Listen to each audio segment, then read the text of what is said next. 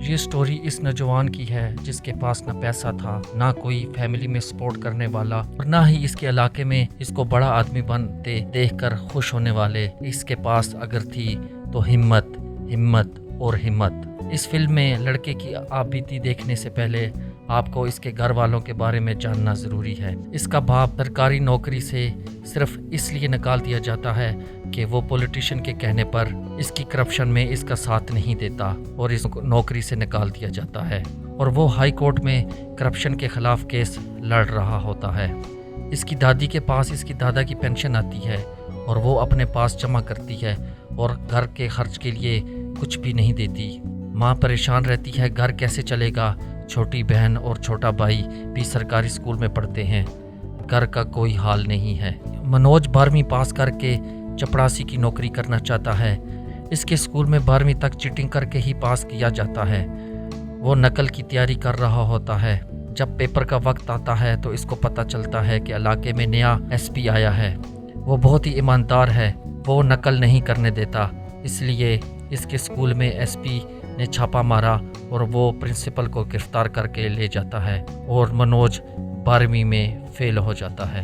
घर का खर्च चलाने के लिए मनोज और इसका भाई एक मिनी ट्रैक्टर को रिक्शे में तब्दील करवाते हैं और सवारी उठाने लग जाते हैं। लेकिन इस इलाके में पॉलिटिशियन की अपनी ट्रांसपोर्ट चलती है, तो वो एक दिन इनके साथ इसकी लड़ाई हो जाती है और पॉलिटिशियन के कहने पर पुलिस दोनों भाइयों को पकड़ कर ले जाती है और इनको थाने में बंद कर देती है और रिक्शे को जब्त कर लेती है।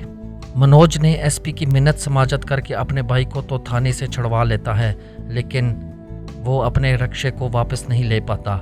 एसपी इन दोनों को घर छोड़ने आता है और एसपी मनोज से कहता है कि तुम और कोई काम क्यों नहीं कर लेते, पढ़े लिखे हो। तो वो एसपी को कहता है कि आपकी वजह से मैं 12वीं में फेल हो चुका हूँ, मेरी 12वीं भी कंप्लीट नहीं है। तो एसपी उसको मशवरा देता है कि अगर आगे बढ़ना है तो नकल करना छोड़ दो। ये बात सुनने के बाद मनोज ने इस साल 12वीं की खूब तैयारी की। इसके स्कूल में सब ने नकल करके ही 12वीं पास करने की कोशिश की, लेकिन मनोज ने नकल करने की कोशिश नहीं की और वो अपने पढ़ाई के बलबूते पर पेपर देकर आया और जब रिज़ल्ट आया तो वो 12वीं पास कर चुका था। अब आगे पढ़ने के लिए इसके पास कुछ भी नहीं था। मनोज डीएसपी का इम्तिहान देकर अफसर बनना चाहता था, लेकिन बाप उसका हाई कोर्ट में करप्शन के खिलाफ केस लड़ रहा होता है और घर को चलाने के लिए इसकी माँ ने एक एक करके घर के सारे जानवर बेच देती है।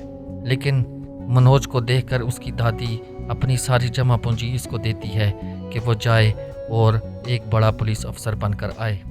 मनोज ग्वालियर की तरफ जा रहा होता है और रास्ते में एक औरत इसको नींद में देखकर इसका सारा सामान और रुपया पैसा लेकर फरार हो जाती है। और जब ये ग्वालियर पहुंचता है तो इसके पास कुछ नहीं बचता। इसके पास ना रहने की कोई जगह होती है और ना खाने को कुछ होता है। और ऊपर से बदकिस्मती एक और हो जाती है कि सरकार ने 3 साल तक डीएसपी के इम्तिहान और भर्ती कर पर पाबंदी लगा देती है। 3 दिन भूखा रहने के बाद वो एक दिन ढाबे पर जाकर खाना मांगता है तो इसको मालिक खाना दे देता है। वहाँ पर इसकी मुलाकात एक और स्टूडेंट से होती है जो कि डीएसपी का पेपर देने आया होता है, जो कि एक अमीर बाप का लड़का होता है। तो वो लड़का इसका दोस्त बन जाता है। वो इसको आईपीएस बनने का कहता है, जो कि डीएसपी से भी बड़ा एग्ज़ाम और रैंक होता है। तो मनोज कुछ सोचता है और मान जाता है और वो कहता है मुझे भी अपने साथ दिल्ली ले जाओ, मैं वहाँ कुछ ना कुछ कर लूँगा और मैं आईपीएस ही बनूँगा। मनोज दिल्ली में पहुंचकर गौरी भैया के पास जाता है, जो कि खुद आईपीएस के पेपर्स दे रहा होता है और उसका फाइनल एग्ज़ाम होता है। वो गौरी भैया के पास ही जाता है और वो ही इसको कोचिंग क्लासेस देता है और गौरी भैया के कहने पर ही इसको एक लाइब्रेरी में रहने की और काम करने की जगह मिल जाती है। इसी दौरान गौरी भैया का फाइनल रिज़ल्ट आता है और गौरी भैया फेल हो जाते हैं। तो मनोज सोचता है कहीं वो लूज़र के ग्रुप में तो नहीं है, इसको इंग्लिश कोचिंग क्लासेस लेनी चाहिए ताकि वो आगे कामयाब हो जाए, लेकिन उसके पास वसाइल नहीं होते। फिर भी वो गौरी भैया के यहाँ ही रहता है और उसी से कोचिंग क्लासेस लेता रहता है। जब एग्ज़ाम के पहले अटैम्प्ट देता है तो मनोज फेल हो जाता है। तो गौरी भैया उसे कहते हैं कि तुम मायूस ना हो, दोबारा से तैयारी करो और अपने आप को रिस्टार्ट करो। वो दोबारा से खूब पढ़ने की तैयारी शुरू कर देता है। वो दिन भर लाइब्रेरी में काम करता है और रात को पढ़ता है। इसी तरह वो दिन रात काम करता और पढ़ता रहता है और नींद का उसके पास टाइम नहीं रहता। और जब इसके बाद वो पेपर देता है तो वो पास हो जाता है।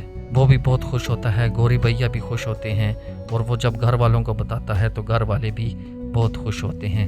अब मनोज अगले सेक्शन की तैयारी के लिए इंग्लिश कोचिंग क्लासेस लेना चाहता है, तो वो एक एकेडमी में जाता है। तो वहाँ फ़ीस कम होने की वजह से उसका काम नहीं बन पाता। वहाँ पर एक लड़की आई होती है जो कि कोचिंग क्लासेस लेना चाहती है उस एकेडमी से, उसको भी पसंद नहीं आता। इस तरह मनोज और इस लड़की जिसका नाम श्रद्धा होता है उसके साथ दोस्ती हो जाती है और वो दोनों लाइब्रेरी में भी एक दूसरे के साथ मिलते रहते हैं। और श्रद्धा ही उसको एक और कोचिंग क्लासेस में ले जाती है जो कि एक टीचर वॉलंटियरली सबको तैयारी करवाता रहता है। तो इस तरह श्रद्धा और मनोज में काफ़ी अच्छी अंडरस्टैंडिंग हो जाती है। लेकिन श्रद्धा को एक गलत फहमी होती है कि मनोज इंजीनियर है, लेकिन जब उसको पता चलता है कि मनोज इंजीनियर नहीं है तो वो इससे खफा हो जाती है और इससे ताल्लुक़ ख़त्म कर देती है। मनोज बहुत ही मायूस होता है। इस तरह मनोज भी जहां लाइब्रेरी में काम कर रहा होता है वहां करप्शन का इल्ज़ाम लगाकर इसको वहां से निकाल दिया जाता है। और मनोज के पास अब ना जॉब होती है और ना ही रहने की जगह, तो वो एक आटा चक्की पर दिन को काम करता है और रात को वहीं पर पढ़ता है और रहता है। और जब वो दूसरे एग्ज़ाम का पेपर देता है तो इसमें बुरी तरह फेल हो जाता है। इसी दुख में वो श्रद्धा के घर भी जाता है। वो उसे वहाँ पर नहीं मिलती, वो उससे फ़ोन पर बात करता है और उससे प्यार का इजहार भी करता है। लेकिन श्रद्धा नाराज़ हो जाती है और उसको कहती है कि अब हमारे रास्ते जुदा हैं, मुझसे कभी ना मिलना। जब मनोज इसी दुख में अपने वापस गांव जाता है तो उसको पता चलता है कि उसकी दादी मर चुकी है और उसकी माँ घर का खर्च चलाने के लिए लोगों के घरों में काम करती है। तो वो माँ के गले लगकर बहुत ही रोता है और रोता रहता है।